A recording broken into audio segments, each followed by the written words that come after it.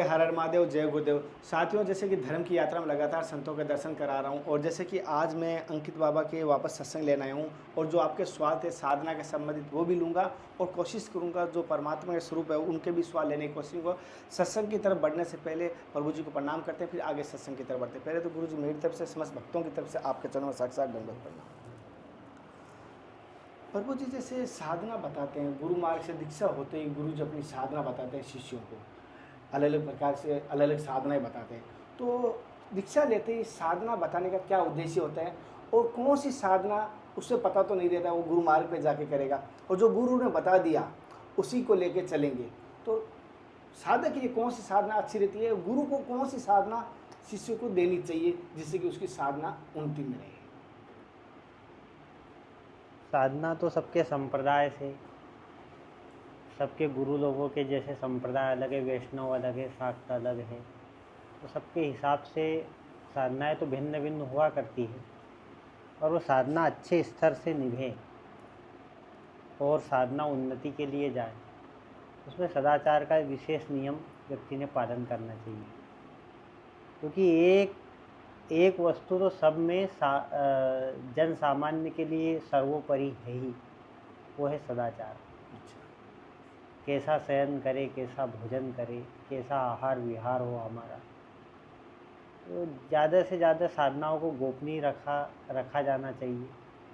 साधनाओं के विषय में ज़्यादा बताना नहीं चाहिए, क्योंकि साधना कपूर के समान है। कपूर को यदि बाहर रखोगे तो वो उड़ जाएगा, और डिब्बी में बंद रखोगे तो वो वैसा का वैसा बना रहेगा। इसलिए साधनाओं की चर्चा, क्योंकि जो मान प्रतिष्ठा चाहता है उसकी साधना तो कभी सफलता की ओर जा ही नहीं सकती। क्योंकि मान सम्मान चाहेगा, मेरे को ऐसी अनुभूति होती है, मैं ऐसी साधना करता हूँ, ऐसी जो डींगे मारेगा, तो इससे साधना का स्तर कम हो जाएगा। क्योंकि वचन की सिद्धि पहले होना चाहिए। वो वचन सिद्धि के लिए वचन पे कंट्रोल हो व्यक्ति का, किस प्रकार की वार्ता कर रहा है वह। साधना का आरंभ क्योंकि वाणी से पहले होता है। वाणी, हमारी जो जिह्वान है उस पर अग्नि का निवास है। वाणी में अग्नि देवता का निवास है। हमारे यहाँ ऋग्वेद जो आरंभ होता है तो उसमें अग्नि सूक्त तो पहले आता है। प्रथम इस विश्व का पहला ग्रंथ जो है वो ऋग्वेद है। ऋग्वेद में अग्नि मंत्र से ही ऋग्वेद का आरंभ होता है। ये बताया जाता है। ऋग्वेद यानी प्रातःकालीन ग्रंथ। मध्याह्न का समय होता है वो अपने इसका होता है यजुर्वेद का, और शाम का जो समय होता है वो सामवेद का। इसलिए उसको सामवेद कहते हैं। जिसका गायन शाम के समय होता है उसको सामवेद कहते हैं। तो जैसे सूर्योदय का प्रातः काल होता है, वैसे ही ऋग्वेद से साधनाओं का आरंभ, क्योंकि मंत्रों का विज्ञान है ऋग्वेद, और बिना मंत्रों के तो साधनाएं होती नहीं, चाहे किसी स्तर पर भी हो। तो ऋग्वेद के हिसाब से जैसे प्रातःकालीन सूर्य होता है, तो प्रातःकाल की अवधारणा में ही ऋग्वेद को देखा गया है। यजुर्वेद को मध्याह्नकालीन, और सामवेद को उसका अर्थ ही प्रकट होता है। सामवेद जिसका शाम के समय गायन होता है। ऋग्वेद का दिन में वैसे पाठ नहीं किया जाता। इस हिसाब से देखा जाए तो इसको वेद त्रयी कहा है। बाकी अथर्ववेद तो फिर बाद में आया है, बाद में सम्मिश्रण से बना है। इस हिसाब से देखा जाए तो हमारा आरंभ कैसे हो, मतलब हमारी साधना का आरंभ कैसे हो, तो हमें भिन्न भिन्न प्रकार से यही समझ में आता है कि पहले तो हमारा वाणी का संयम, क्योंकि जो भी मंत्रों का जो भी उच्चारण करेंगे हम, चाहे गार्हपत्य हो, चाहे शाक्त हो, चाहे वैष्णव हो, या फिर और भी अन्य भी संप्रदाय की भिन्न भिन्न प्रणालियाँ हों, कोई इसमें ऊंच और नीच नहीं होती। क्योंकि को बड़ छोट कहत अपराधु, किसी को छोटा बड़ा कहना ही सबसे बड़ा संत मत में सबसे बड़ा अपराध है। तो कोई छोटा बड़ा नहीं होता, और जितने भी स्वरूप हैं सब एक परमेश्वर ही 5 रूपों में अभिव्यक्त करते हैं उसको। कई सूर्य के रूप में करते, कई गणेश के रूप में करते, कई शक्ति के रूप में करते हैं। तो साधनाएं जो भी हो भिन्न भिन्न अनुसार से आपकी उस हिसाब से मतलब हमको मतलब सदाचार में और ज़्यादा से ज़्यादा सत्वगुण में हम अपने आहार व्यवहार को ढालें, जिससे साधना उन्नतशाली हो। क्योंकि सबका एक मत जरूर, क्योंकि दूसरे की साधना में प्रवेश करके उस विषय के बारे में अपन ने प्रतिपादन करना ये उचित नहीं जान पड़ता। सब अपने अपने हिसाब से करें, लेकिन एक जरूर है कि सब में सामंजस्यता ये जरूर है कि सभी सात्विक जरूर होते हैं। हाँ, तामसिक साधनाएं जो होती है तंत्रोक्त तो वो अलग है, लेकिन जो सात्विक साधनाओं की ओर जाएगा तो उसमें सतोगुण का विशेष आहार व्यवहार का विचार का इसका विशेष पालन साधक में करना चाहिए। जैसे गुरुजी ने बताया तामसिक और जैसे बिना तामसिक की साधना दोनों के बारे में सत्संग लूँगा, लेकिन उससे पहले मैं थोड़ा सा गुरुजी एक साधना के संबंध रोशनी डाल रहा हूँ। जैसे अभी देखा हूँ प्रयागराज महाकुंभ के मैंने वहाँ 1.5 महीना रुका था। वहाँ पर जैसे घोर कठिन तपस्या करने वाले साधना करने वाले संत थे, तब मैंने उनसे जिक्र भी किया, भाई इतनी कठोर तपस्या कर रहे हो, आपने इतने रुद्राक्ष धारण किया, कोई खड़ेश्वरी कर रहे हैं, कोई हठ योग कर रहे हैं, कोई मौन है, तो ये कह रहे हैं गुरु मार्ग से ये साधना मिली। जो ये साधनाएँ हैं क्या वो भगवत प्राप्ति के मार्ग को लेके है, क्या वो साधनाएं कुछ सिद्धियां प्राप्त करने को लेके है, या कहना नहीं चाहिए, माफ़ी चाहता हूँ, क्या गुरु ने जो बता दिया आंख बंद करके क्या वही चल रहे हैं, अर्थात क्या संदेश दे रहे हैं ये संत? और मनोरथ जो कोई लावे सोही अमित जीवन फल पावे, और जो जेहि पर सत्य सने हूँ सोते ही मिले ही न कछु संदेह। यह सिद्धि की सफलता पर एक बात जरूर है, ये जान लेना चाहिए, जिसके मन में जिसकी भी सत्य धारणा है, वस्तु मिलने वाली भले असत्य हो, लेकिन तुम्हारी सत्य धारणा जिस पे वो उसको मिलके रहता है, जरूर मिलके रहता है।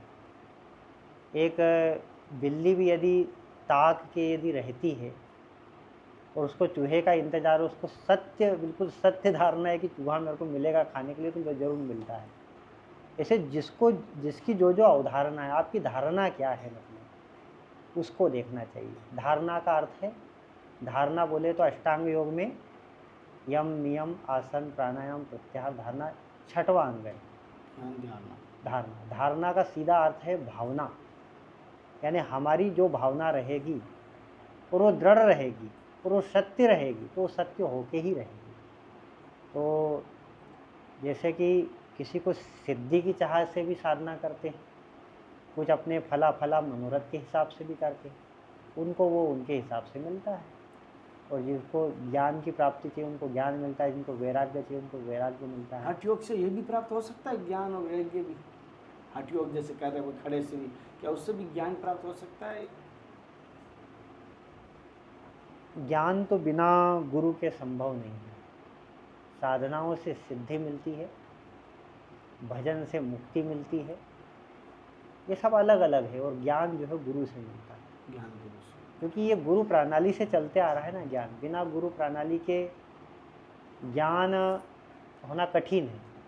हाँ, एक अवस्था में ज्ञान मिल सकता है यदि वैराग्य तीव्र हो, शमशानी वैराग्य ना हो, मिटने वाला वैराग्य ना हो, यदि वैराग्य यदि तीव्र यदि हो तो या तो मुक्त पुरुषों का सानिध्य भगवान की कृपा से मिल जाता है, वैसे ज्ञान हो जाता है, और स्वयं का स्वाध्याय यदि हो तो स्वयं भी ज्ञान होता है।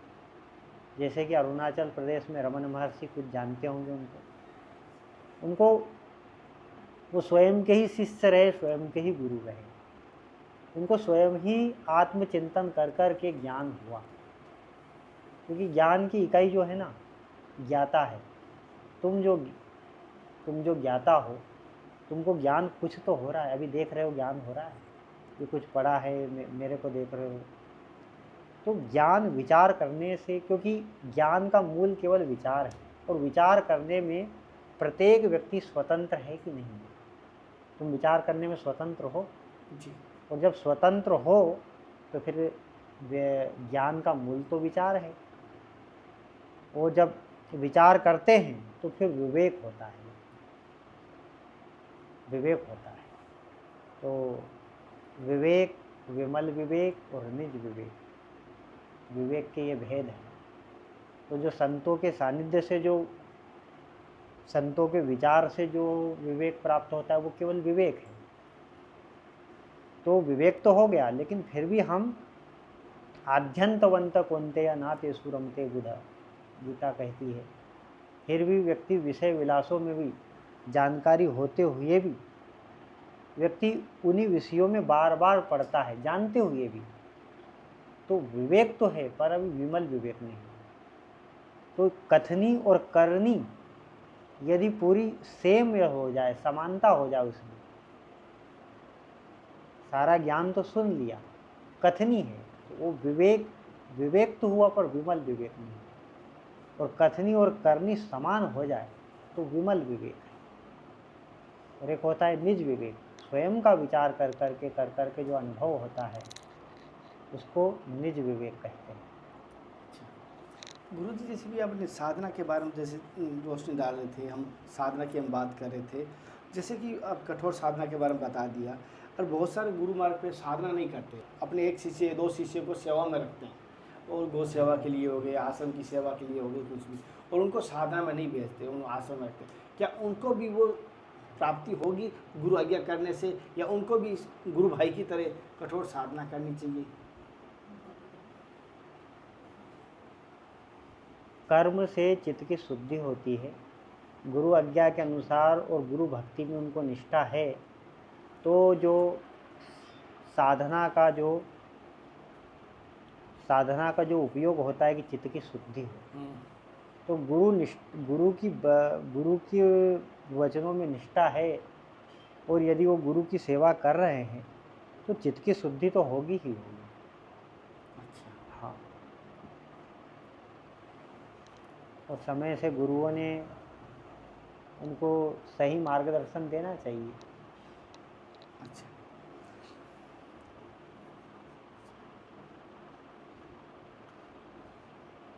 और गुरुजी, साधना शुरू करते समय क्या किसी को कोई उद्देश्य रखना चाहिए? जैसे भी आपने कहा जो सब उद्देश्य रखेगा उसको वो प्राप्त होगा, क्या उनको उद्देश्य रखना चाहिए, या उद्देश्य की साधना शुरू कर देनी चाहिए, या कोई उद्देश्य को लेके, या कोई संकल्प को लेके साधना करनी चाहिए, या बिना संकल्प के, बिना उद्देश्य को लेके साधना करनी चाहिए? साधना देखो, उद्देश्य तो कामना यदि है आपकी, तो वो कामना की सिद्धि होगी ही साधना से। बाकी हमको जीवन मुक्त होना है यदि, तो उसके लिए तो कोई कामना नहीं रखी, हेतु रहित भक्ति करे। भागवत में सुखदेव जी ने यही बताया है परीक्षित को कि हेतु रहित भक्ति हो, हेतु रहित जिसमें कोई कारण ना हो, क्योंकि कारण ही तो जन्म मरण का कारण बन रहा है। इसलिए कारण रहित यदि भक्ति होगी तो वो वास्तव में मुक्ति को प्रदान करने वाली होगी। गुरु जी, जैसे सच्चिदानंद आनंद कौन सा होता है? जो सच्चिदानंद आनंद होता है वो कौन सा आनंद होता है? वो कैसे प्राप्त होता है? जो अपने अंदर ही है। हाँ, मैं उसे प्राप्त करना चाहूँ तो कैसे कर सकता हूँ? क्योंकि परमात्मा का स्वरूप तो वही बचा है। जैसे हमें परमात्मा का अंश कहते हैं, हमारा अंश तो अंदर ही रहा है, तो जो परमात्मा का स्वरूप है तो स्वयं को आनंद में रहे तब प्राप्त हो सकता है। यह है जो आनंद का जो स्वरूप है उसका ऐसा बता है, ऊर्ध्व मूलम अधः शाखा, शाखा नीचे की ओर है, और जो आनंद रूप परमात्मा है वो ऊपर की ओर है, ऊर्ध्व की ओर उसका मूल है। तो हमको ऊपर की ओर बढ़ना है। जीव का निवास स्थान जो है वो हृदय है, हृदय से 3 चक्र नीचे है, मूलाधार, स्वादिष्ठान और मणिपुर। मूलाधार चक्र जो है वो पृथ्वी तत्व है, यानी काम का चक्र है। स्वादिष्ठान चक्र जो है वो जल का है, यानी लोभ का है। और मणिपुर चक्र जो है वो अग्नि तत्व का है। अग्नि तत्व दाह कारक होता है ना, उष्णता वाला होता है, तो वो क्रोध का विकार वाला चक्र है। और इधर देखो तो इधर भी 3 चक्र है, विशुद्ध चक्र आकाश तत्व का, अज्ञा चक्र और ब्रह्मरंध्र चक्र। 3 चक्र इधर भी है जो ऊर्ध्व गति वाले हैं, नीचे भी 3 है। तो जीव किस ओर जाना चाहता है? या काम क्रोध लोभ की वृत्ति में जाना चाहते हो तो इधर भी जा सकता है, ऊपर जाना चाहता है तो ऊपर भी जा सकता है, किस ओर जाए। पलटेगा तो ऊपर की ओर पलटेगा तो अमृत है, नीचे की ओर पलटेगा तो विष है। किस ओर पलटना है, क्योंकि मध्य सेंटर में हृदय देश तिष्ठित है, जीवात्मा का स्थान जो है वो हृदय है। हृदय से जीव किस ओर जाना चाहता है ये उसके ऊपर है। गुरु जी ऊपर जाने के लिए तो कोशिश। और आनंद जो है, आनंद क्या है, सब तरफ से देखे जाए तो हम आनंद में ही लबालब हैं। आनंद परमानंद सब जगह है, लेकिन क्या है कि मछली जैसे उलटती नहीं जब तक जल को नहीं पीती, वैसे हमको भी उलटना पड़ेगा, हमसे विषयों से उन्मुख होना पड़ेगा, संसार से उन्मुक्त होना पड़ेगा, विमुख होना पड़ेगा, तब हम परमानंद को प्राप्त कर पाएंगे। गुरु जी जैसे कि ना आपने कहा ना, जैसे नीचे की तरफ बढ़ने के लिए कोई आवश्यकता नहीं, कुछ क्रिया की आवश्यकता भी नहीं रहती, जो नीचे की तरफ ऊपर बढ़ने के लिए क्रिया की आवश्यकता पड़ती है, कहीं भी कोई भी कार्य सही, क्योंकि प्रकृति का नियम है नीचे बहना तो स्वाभाविक है, ऊपर बढ़ने के लिए हमें कोशिश और प्रयत्न करना पड़ता है। तो अब जैसे आपने बताया उससे किस प्रकार शुरुआत करनी चाहिए ऊपर बढ़ने की तरफ, अगर कोई मनुष्य बढ़ना चाहे तो किस प्रकार शुरुआत करें? जल की और मन की गति एक ही होती है कि वो नीचे की ओर जाता है। हाँ। हमारी जो धारणा है ना वो नीचे की ओर है। उसको ऊर्ध्वगमन करने के लिए सबसे बड़ा आलंबन है विवेक। हमको संतों के द्वारा विवेक करना पड़ेगा कि हमारी आत्मा की हत्या नहीं करना है, क्योंकि दुर्गति में डालना भी आत्मा की हत्या है। अच्छा। तो इसका विचार करते पहला तो विवेक ही है, श्रवण मनन और निध्यासन के द्वारा ही हम उसकी ऊर्ध्व गति कर सकते हैं। गुरुजी जैसे अभी आपने जो बताया है, तो मनुष्य का अगर स्वयं को जानना चाहे, जैसे मैं कौन हूँ, तो इसके बारे में पिछली बार आपसे एक सवाल किया था शायद, और उसमें आपने शॉर्टकट में आपने मुझे भी बताया भी था, लेकिन फिर भी हर मनुष्य की इच्छा होती है स्वयं को जानने की, क्योंकि जब वो गुरु मार्ग पर आता है फिर भी वो जानने की कोशिश करता है मैं हूँ कौन, क्योंकि गुरु के पास वो सवाल मिलता नहीं, उत्तर बहुत सारों के पास नहीं मिला। कुंभ में मेरे सामने आंखों के सामने 700 से 800 को दीक्षा ली, और उनमें से 5 जनों से बात की, गुरु का अर्थ नहीं बता पाए और उन्होंने दीक्षा ले ली। तो लोगों को अधिकतर पता नहीं है मैं कौन हूँ, वो अपने आप को जानने का पता नहीं है। तो मैं आपको माध्यम से पूरे धर्म की यात्रा को बताना चाहता हूँ कि स्वयं को जानने के लिए यह स्वयं कौन है। आईने में जब देखता है कि वो दिखाई दे रहा है 2 हाथ 2 पैर वाला, वो तो देह है, तो उसके अंदर जो है उसको जानने के लिए क्या करना चाहिए? जो जाने सोई देव में जनाई, जाना तो तुम्हें हो जाएगी। इसको जानने मात्र से जानते जानते वो वही हो जाता है। हमें परमात्मा में वृत्ति में जीना है, हमें ब्रह्म भाव में जीना है, हमें परमात्मा और परमात्मा वृत्ति में जीने के लिए ही भक्ति की आवश्यकता है। अच्छा। जब हम भक्ति में जिएंगे तो वैसी वृत्ति बनेगी, वैसी धारणा बनेगी, धारणा से ध्येय होगा, ध्येय से समाधि हो जाएगी, यानी धाता ध्येय और ध्येय एक ही हो जाएंगे, यानी कि उसके बिना तो संभव नहीं है, बिना भक्ति के संभव नहीं है। इसलिए जीवन में भक्ति का होना आवश्यक है। और भक्ति बिना ज्ञान के आ नहीं पाएगी।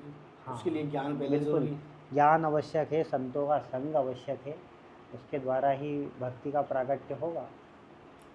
गुरु जी से भी आपने परमात्मा का बहाला, और एक मुझे किसी सवाल आया था, तमिलनाडु का है, उन्होंने हालांकि परमात्मा को लेकर 2 सवाल लिखे हैं और वो संत मार्ग पे ही है। उन्होंने जैसे पूछा था, आपकी कमेंट में है पिछले वाले वीडियो में जब मैं यहाँ आया था, जिसमें आपने कुंडली जागरण को लेकर हमने सवाल किए थे।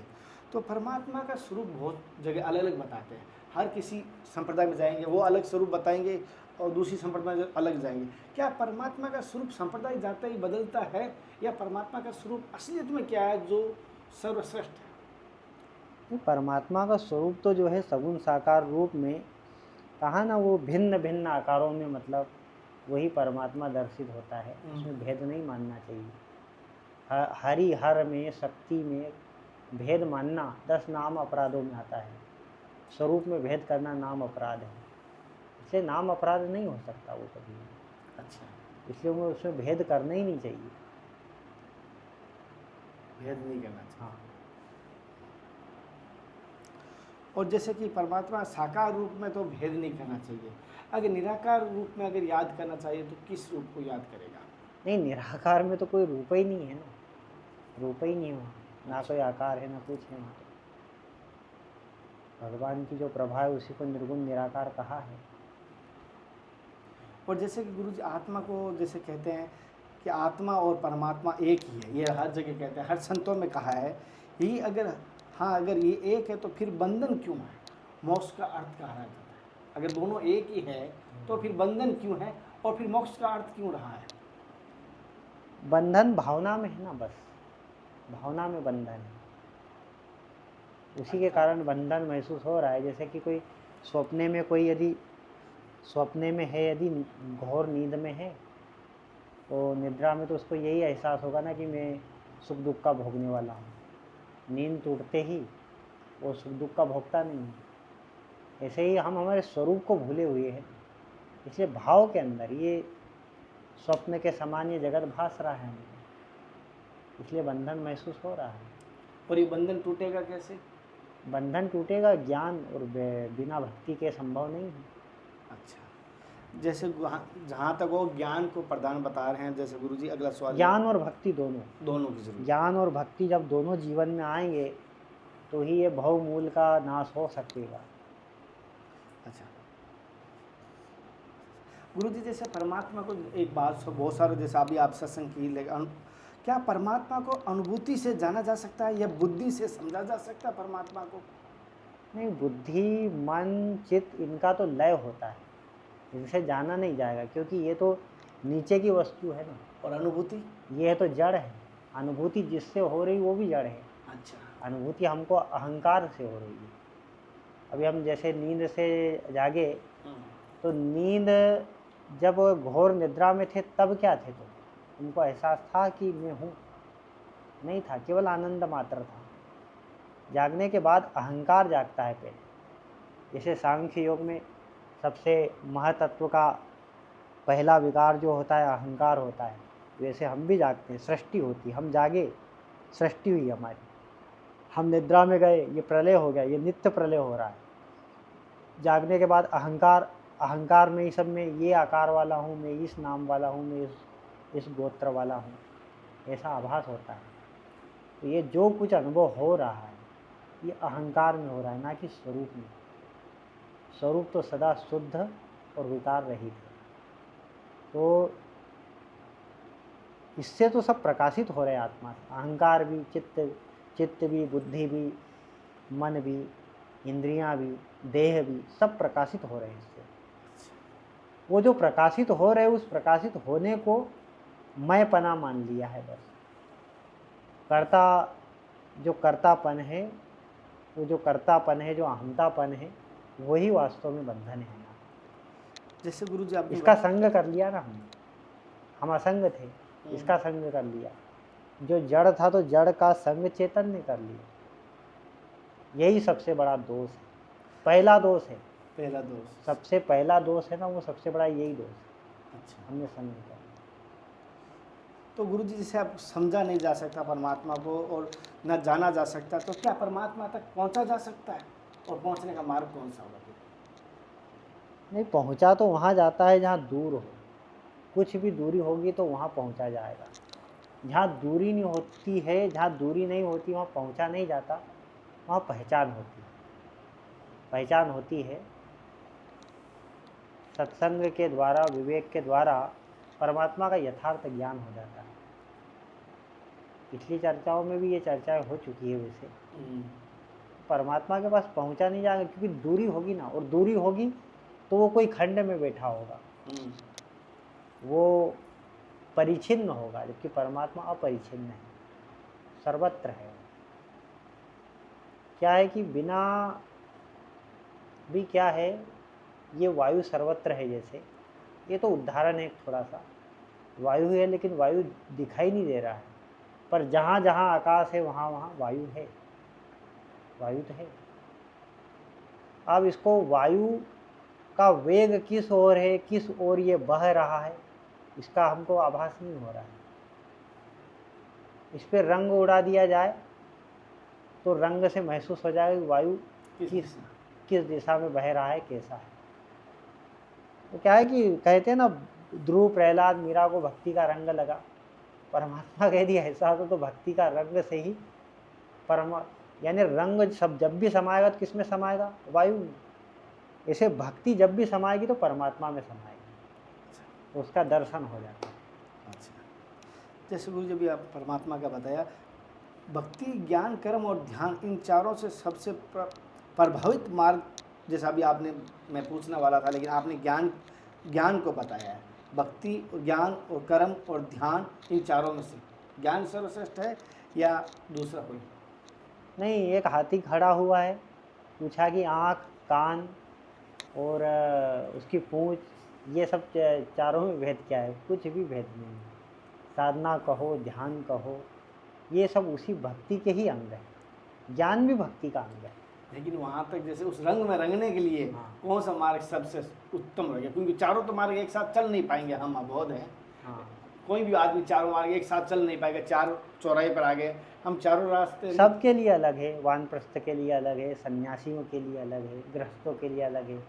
यदि गृहस्थों की यदि चर्चा की जाए तो गृहस्थों के लिए केवल और केवल भक्ति ही सबसे उच्च भी है और सरल भी है। अच्छा, इसलिए भक्ति का मार्ग ही कलिकाल में सिर्फ सफलता वाला है। क्योंकि भक्ति एक ऐसा है, जितने भी साधन कह लो, जितने भी साधनाएं कह लो, जैसे कि वो एक हम उदाहरण देते हैं, युगों युगों की प्रधानता होती है। जैसे कि कोई दूल्हा यदि घोड़े के ऊपर चढ़ा हुआ है, घोड़े के ऊपर सवारी करते हैं ना दूल्हे, तो उसके आगे पीछे बाराती भी चलते हैं, पर दूल्हा उसमें प्रधान होता है। तो क्या दूल्हे के आगे पीछे चलने वाले बाराती वो क्या कभी दूल्हे नहीं थे क्या? वो भी तो थे ना, कि कभी किसी समय में दूल्हे, तब वो प्रधान थे। पर जो प्रधान रहता है उसी को मुख्य समझा जाता है। अच्छा, जो बाराती जो चल रहे हैं वो भी पहले में पूर्व में दूल्हे बन चुके थे, पर अब उनकी प्रधानता नहीं है। अभी तो ये देखो कि दूल्हे पे, घोड़े पे कौन चढ़ा हुआ है, प्रधान कौन है?